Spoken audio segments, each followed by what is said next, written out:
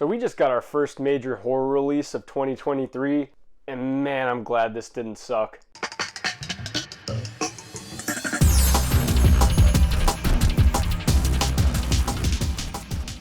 So I made a video about this. Obviously, I went into the movie with a lot of reservations, especially because of the PG-13 thing. Not that I was expecting it to suck or anything. I went in with an open mind, of course, but I was worried about this movie. PG-13 horror slasher movie released in January. Just everything about it was kind of a recipe for disaster. Even though the trailers look good, it just wasn't enough to sell me on the concept, especially because it is a little bit derivative. But this movie did manage to really sell me on this concept. So M3GAN is about a robotics engineer at a toy company that builds a lifelike doll that begins to take on a life of its own. And yeah, it's pretty much Blumhouse's iteration of the 2019 Child's Play. I've been following this movie for a while, ever since 3C kind of made a video announcing it or talking about it, which crazy enough was almost 3 years ago. But yeah, I've been kind of anticipating this movie, looking forward to seeing how it turns out. And I was pretty excited, but I just obviously had that bugaboo about it being PG-13. And I'm going to talk about that later, but first I kind of want to get into the positives. First of all, what really sold this movie was M3GAN's personality. This could have been a huge pitfall, especially because you're dealing with AI and robotics. It could have been very easy for her to feel just not human, kind of boring, robotic-y. That was kind of one of my problems, even though I love this movie, with the 2019 Child's Play, is that obviously the real Chucky, the original Chucky, has so much personality. So taking this AI robotic version of him that has very little to no personality, it's a huge dip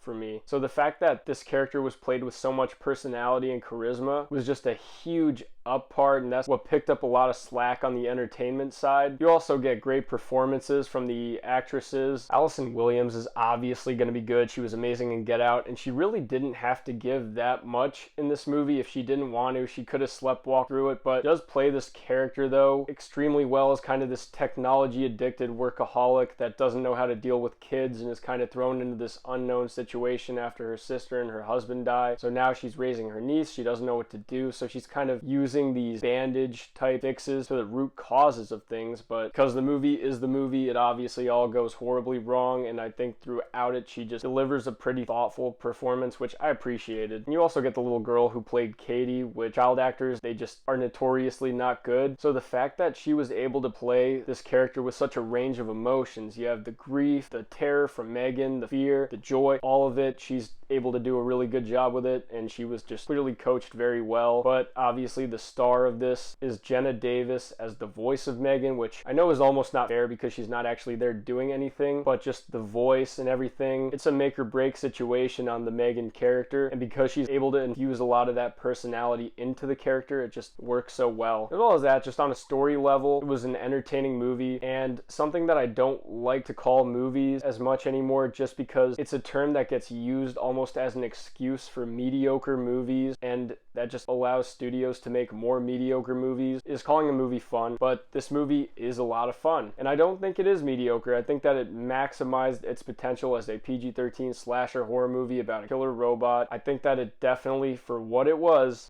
able to max it out, make it entertaining, make it fun, even make it a little bit thoughtful. There's a lot of funny kind of commentary moments in it as well. This isn't a spoiler, but I love a scene where they kind of show a toy from the future, not the future, but nowadays, where instead of educational toys, you just have this furry animal that just makes fart noises and pretty much markets itself to the lowest common denominator of kid with low attention span. Just pretty much this TikTok generation and everything. Like this movie kind of piggybacking off of the TikTok generation. It's still pretty clever, so I enjoyed that. Kind of getting more into the mix though, I think that this movie could have had a tighter pace. The first act kind of didn't fully sell me on the movie. I wasn't necessarily bored and they were building character, but I didn't find all of it compelling, and I think that there's just things we could have skipped. I don't think that we needed to see Katie's parents die. I think the movie could have just started with her moving into her aunt's house. There's a lot that they could have established in a different way that could have saved time, and just the pacing and the runtime would have benefited. Could have been a very tight hour-and-a-half long movie, but now it's like an hour and 40 and some change because of that. So that's just in my mix. But unfortunately though, for my negative, and it's really my biggest negative of the movie, I was totally right about the PG PG-13 movie. This film could have benefited so much from being R, and the best cut of this movie definitely lies in that original footage, and I'm sure that we're going to get it on home release. I'm sure that we'll get the unrated, rated R cut that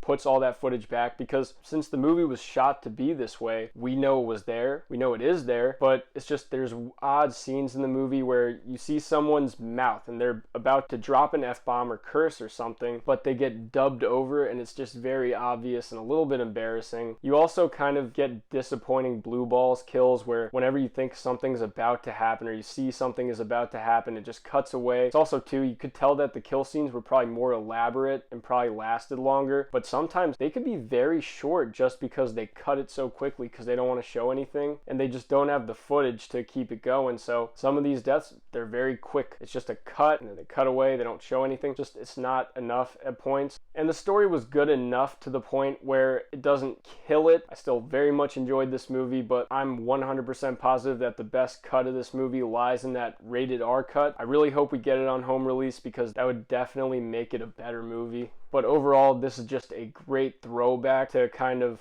earlier Chucky movies or earlier horror movies, slasher. And I think 3C is right when he says that we haven't had a killer doll movie outside of the Chucky franchise kind of like this in a while where they're actually doing anything. We just get these boring Annabelle movies where she rocks in a chair and doesn't do anything. So I see M3GAN kind of get up, run around, cause mischief, and just have so much personality while doing so. I see great franchise potential. Give me the crossover, give me the sequels. I would love to see it. This definitely has a lot of franchise potential, and since it's Blumhouse, I assume it was made on a cheaper budget. Hopefully they could recoup that. I hope this movie does well. It deserves to do well, and then I really hope we get those sequels. Despite some of the little pacing issues I talked about and just that big PG-13 sized hole in the movie, it's a very entertaining watch. I definitely recommend seeing it in a theater. I know that teenagers are definitely going to have a lot of fun with this movie, and I'm sure that that's what's going to make it also do pretty well. To some degree, it's probably going to be a good thing that it was PG-13, and I'm sure that I will get the cut that I actually want on home release. And if I do, then I guess I can't complain that much because then I have my optimal cut. But yeah, this is a good movie. I definitely recommend it. It is not nearly the shit bomb that a lot of January horror movies have been. Although it's not the best movie ever made or anything, I'm not trying to pretend it is. It's a good movie. Very solid first horror movie for the year, and it's continuing the trend of just good horror movies coming out. It's not groundbreaking, it's not Barbarian or X or anything, but it's exciting to get a slasher release like this with franchise potential. So if you guys saw it, let me know what you think. Have a good one.